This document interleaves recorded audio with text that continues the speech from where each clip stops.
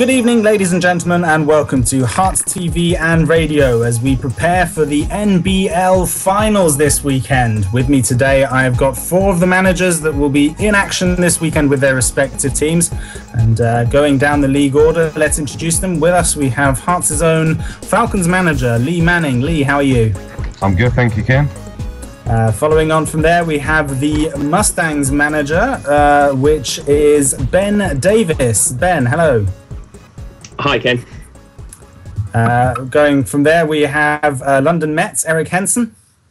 Hi, Ken. How you doing tonight? Good, thanks. And Marty Cullen, manager of the Harlow Nationals.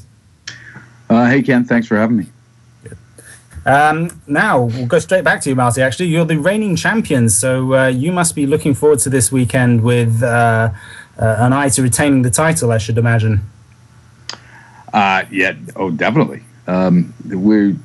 It's, I look forward to every weekend of baseball that we can get in. And, this is bigger stage, tougher opponents, Yeah. It's going to be a lot of fun. Yeah, we're really looking forward to it.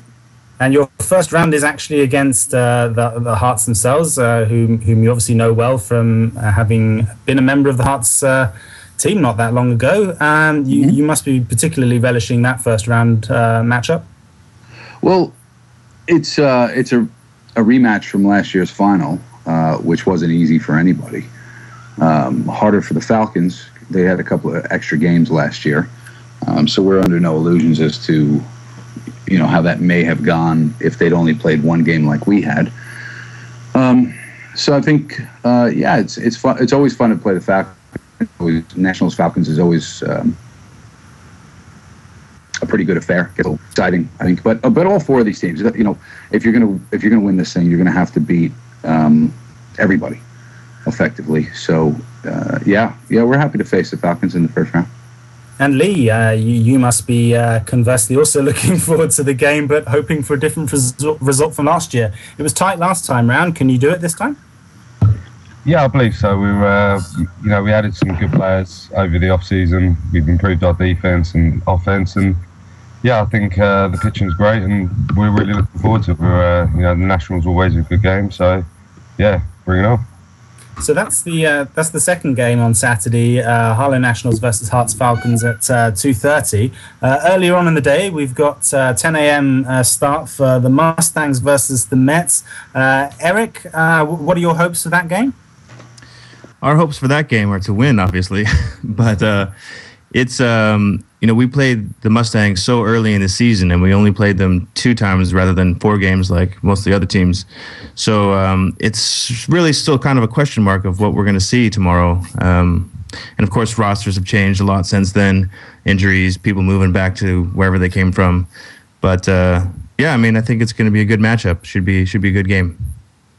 And Ben, coming to you, you guys finished as second seeds in the league, so you must be certainly gunning for the title as a realistic option. Actually, technically, the Mets finished second with the tiebreaker. Oh, yeah. My apologies. I didn't. I was looking at the BBF table. My bad. But So as I said, how are you looking forward to the weekend? And give us an insight into your game plan. Yeah, well, I mean, we're excited to be back again, and realistically, this has been our best season so far in our 4 years up by a long way. We've gotten better each year, and I think we've addressed the problems that we've had in the playoffs in the previous years. Pitching has always let us down. We've deepened the bullpen. We are primed. This is the best shot we've had so far, so we are really excited to be back. And as regards pitching, staying with you there, who would you say is the most feared or respected pitching lineup out of the 4 teams in action this weekend? That's a question actually coming from a Southampton Mustangs fan, Lee Ralph. Well, it's pretty evenly split. I think each team's got 1 or 2 guys that are, at the top of their game. Definitely. Mets have a good couple. Herts have a good couple. We've got our top 2 guys, and Nationals have 2 guys that can come in and throw. I think it'll be a case of if you can get to those guys and then see what happens after that. but there's not much separating the teams this year. I think it's the closest it's been for at least in the last 4 years. Eric and Lee, we, as Ben just alluded to there, the Falcons and the Mets have had a few games this season that have been very close, very heated, and obviously you're both playing for keeps here this weekend. Is there tension ahead of this week's game? Well, we're not facing the Falcons in the semifinals, but no, there's no tension between us and the Falcons. We're competitive with all the teams that we play against, and look, the top tier of teams in this league all want to beat each other, and so anytime we play each other, there's a lot of competition on the field. But off the field, we're all friends, and we're all happy to hang out with each other. So. Yeah, no, I can only echo Eric's thoughts there. There's no tension between the two teams. Good to hear. And in the AAA, AA, and Single A semi-finals last weekend, some of the teams, including Herts Raptors, sadly, gambled by saving their best pitcher for the final, but that didn't always pay off. And in fact, the most obvious example is probably the London Marauders, who left the Single A League's best pitcher, John Peters, with an ERA of 1.38 until the final, but they were eliminated in the semis. How are you guys looking to approach the semis, the NBL semis, in terms of pitching staff? If I start that question with you, Marty. Well, I think everybody here understands how a tournament like a single elimination tournament like this works. I was there at Farnham Park, and I saw some of those mistakes, and I think those are mistakes that those guys we'll certainly learn from. The four guys here tonight are well aware of how to play a tournament like this, and we don't have third and fourth place games, so it's we're only playing one game if we lose. So you have to do everything you got to do to win game one, and then figure it out on Sunday. But you got to get there. Yeah, Lee, do you agree with that? Do you make sure of getting through to the final and then work with whatever you've got left over? The Hearts have obviously got a pretty strong pitching lineup, and that might stand you in good stead. Yeah, no, definitely. I mean, we've got 5 legitimate starting pitchers in Jordan, Wardy,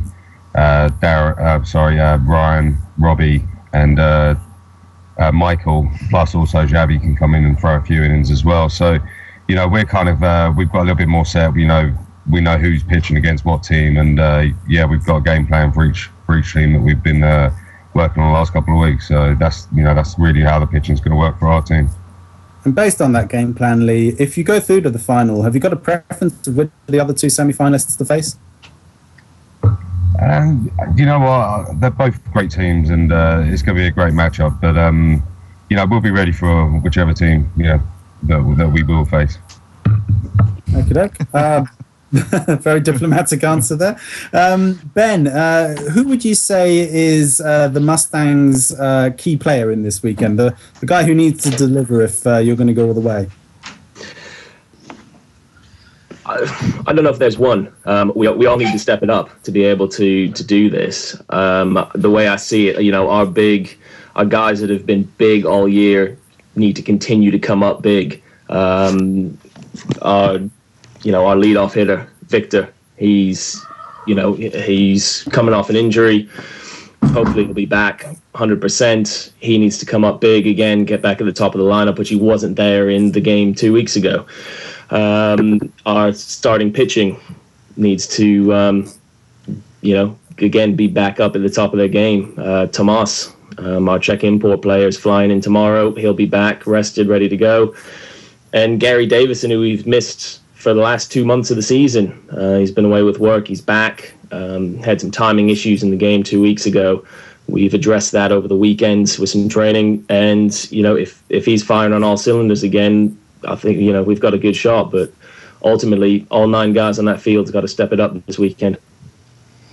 So your shopping list is obviously having your whole team turn up on the day. Eric, are there any players from any of the other teams that you look at and think, gosh, I wish we had that guy on our team? He'd really sort of plug a hole in our lineup or add some depth somewhere.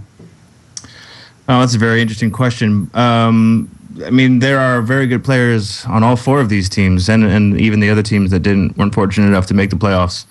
But I love our guys, and I wouldn't trade them away for anyone.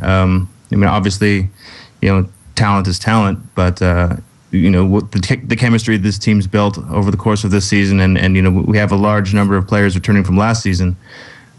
So I think chemistry goes a long way in being successful in this league. So sure, there are talented guys on all the teams, but I wouldn't trade any of my guys away right now.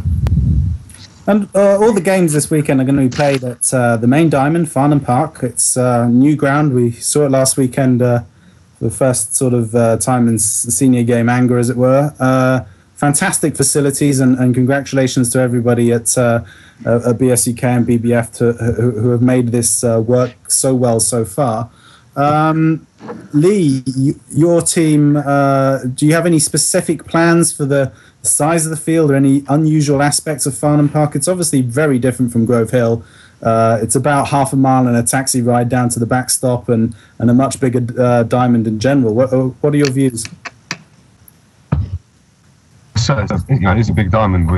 We all know that. It's got big foul territories, but it still starts with a play and ends with a fence, and you got to just play the game on whatever diamond you're on. So it's going to be fantastic playing on that diamond. It is absolutely beautiful. And Marty, I know you've been heavily involved with the organisation of the whole event, and again, congratulations to BBF and BSUK for the tremendous success so far. But same question to you, really. How are you guys approaching that size of field?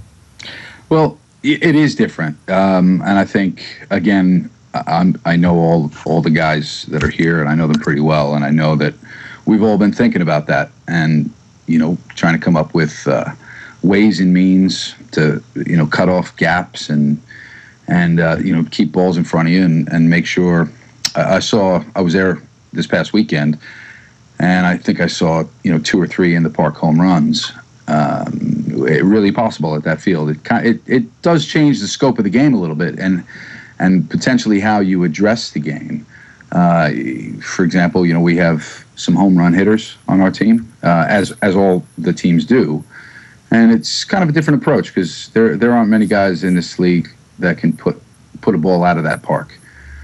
So one swing rarely changes a game in a park like that. So yeah, it's a slightly different approach, but exactly like Lee said, you got to throw the ball, you got to catch the ball, and you got to hit the ball.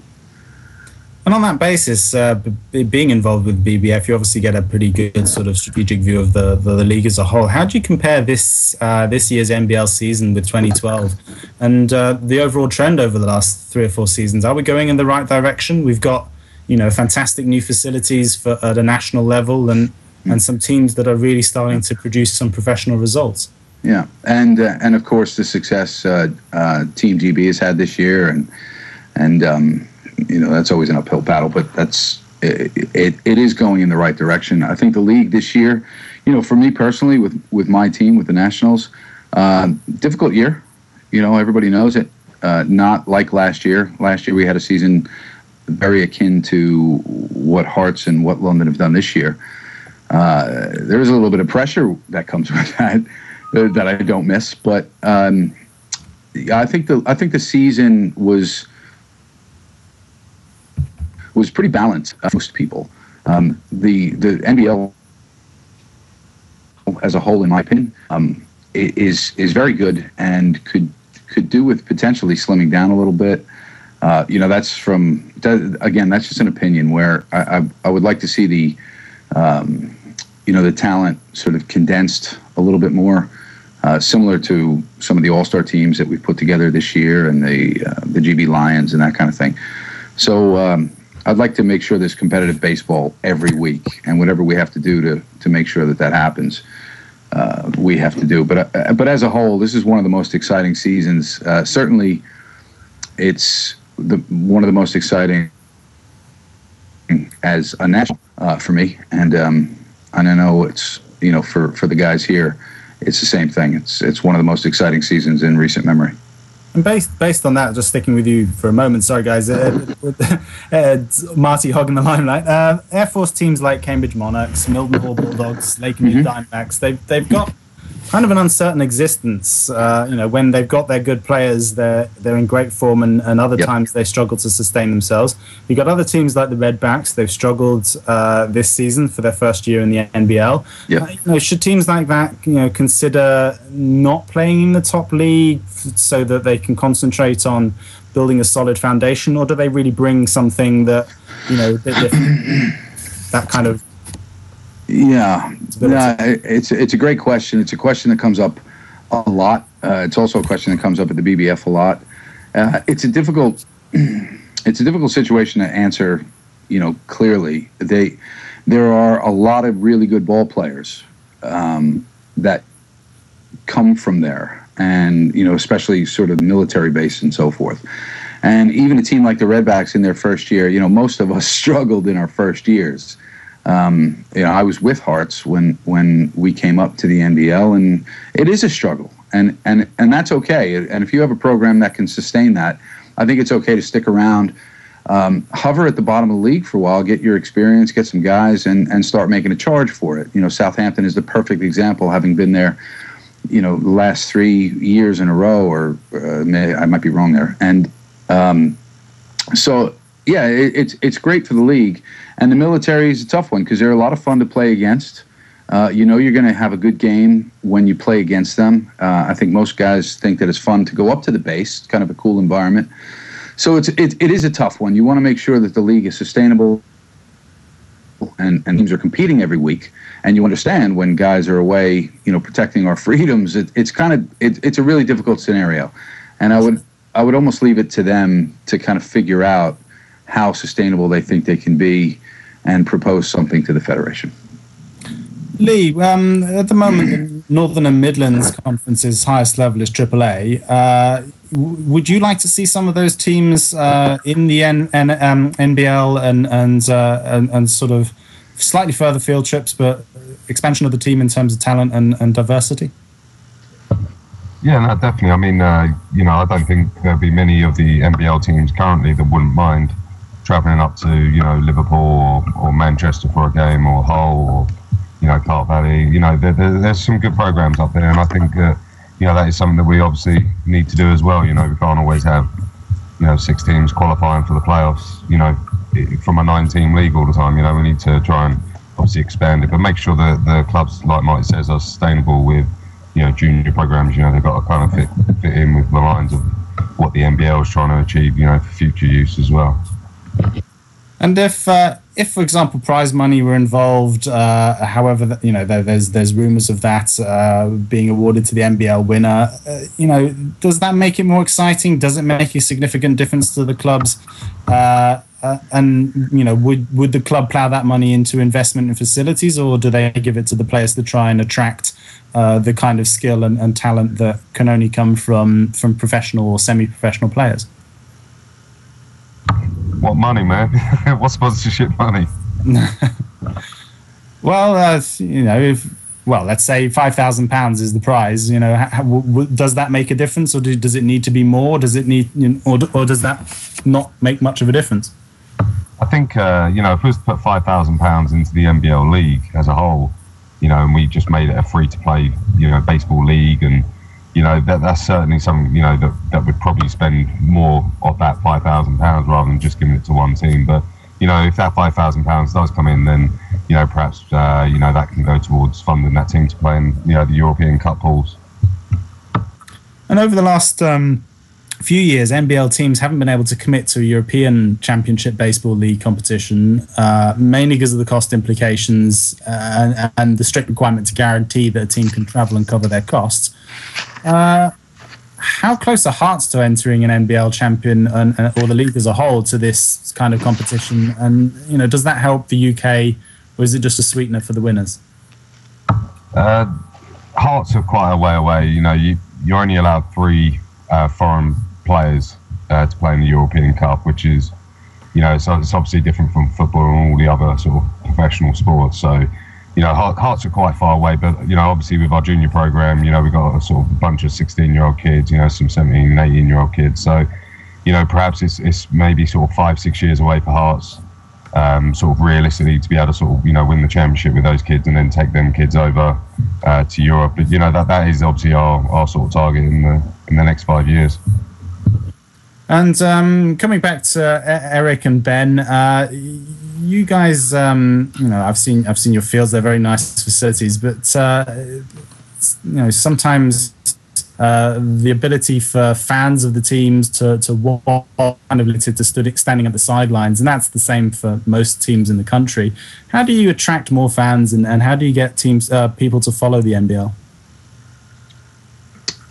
Well, it's a long, tough journey.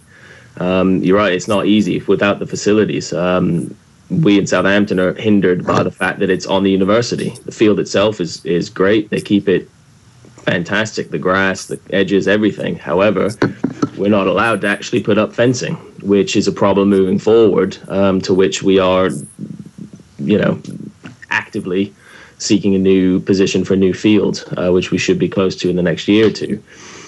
But as far as getting fans down goes, there's plenty of room for them. And we get varying amounts of people actually coming down, but it's down to self-promotion. It's getting the word out there on social media. It's putting posters up across town. It's putting articles in the local paper, word of mouth, doing everything we can do. And I think going forward for next year, we hope to have the youth program up and running, which again, we hopefully get kids, parents down and start growing it, exponentially. But it takes a lot of work, especially in a place like Southampton, which just doesn't have the pool of people that the guys up around London have. Sure. We well, that brings to close the main set of questions. We've got a couple of light-hearted questions here. First one is actually coming from the Midlands, and I'm not going to ask this to Lee because I think the answer is actually him. Every team needs a joker or a prankster in the team, especially when the pressure's on. And Eric, who's the joker in your team? Oh, that's easy. It's Martin Tucker and Alex Pike as well. They the two Aussies are always pranking everybody. Does it really help to in a tough situation have somebody who can bring a smile to people's faces and turn the game around on the mental aspect? Absolutely, Barney and Alex both do a great job of keeping the morale high on this team. Definitely. And the last question from, I can't believe I'm going to ask this. Question from Mrs. Adventure, geographic location not provided. Which of the managers brings the most sex appeal to the dugout? Thanks, Aspie, for making me ask that. Eric, you can answer that one. Really, me? Why do I have to answer that one? I don't know. Yeah, I'll take that one. It's me. Oh, well, there we go. Clearly Marty. Yeah, there you go. And Sam. That was me. Okay, gents. Well, thank you very much for your time. Just around the horn, what's your last message to your fans and to your team, Marty? Well, the boys are ready, for sure. We feel very much like, we're a young team, not in age, but per player, but we're a newish team. We've been together, for 3 years, and we've done some pretty good things, and we feel like this is our time of year, and we hope and we feel that we're a tough team to beat this year when it all comes down to it, especially in a one-off sort of 9-inning game. Anything can happen. But to the fans and friends and players, I hope everybody has a great tournament. I hope the weather holds out, and I hope we get a lot of people down, because I think this is likely to be the best NBC that I can remember, in terms of baseball itself and, of course, in terms of facilities. Lee, a message to the fans and to the players? Yeah, to the players, I just kind of obviously just sort of reminded them that, we scored the most runs this season. We've conceded the least amount of runs. We threw the most amount of shutouts. And, we just got to go into the games, into the game with the Nationals confident. We've got a game plan ready. We all know what we're doing. Let's just get ready quickly and, get going on that. To the fans, it's just sort of echoing what Marty said. It's a great ballpark. There's going to be some great baseball on there from all four teams, and yeah, come down and watch it. Eric, are you going to try and bring half of North London with you to support? That's the plan. I wasn't at Farnham this last weekend, so I don't know what kind of turnout the Metros had, but hopefully, people throughout our club will, our juniors will be playing there as well. Our Bronco and Ponies will be competing this weekend, so we should have a good turnout anyways, but hopefully some of the AAA players and family members will come out as well. Hopefully we can do what the Metros did. And Ben, you've probably got one of the longer trips to Farnham Park. Any message for the fans to try and rally them to come along? I think we'll get quite a few. When you consider it's actually one of our shorter trips of the year. We may be further away than everyone else, but it's only just over an hour for us to get up there. So that's not bad. And we had people come up to Hemel Hempstead the other week, so that weren't friends or family. They were actually a couple of our good fans. So I'm hopeful everybody's going to come up, and catch a good show. I think it's going to be a great weekend of baseball. Well, guys, good luck this weekend, and best of luck to everyone, and I hope it all goes well. But this being Herts TV and radio, obviously, most of those wishes are going to go to Lee and the Falcons. But seriously, good luck to everyone, and let it be a great weekend of baseball. Ladies and gents, you've been listening to Herts TV and radio in the road to the playoffs.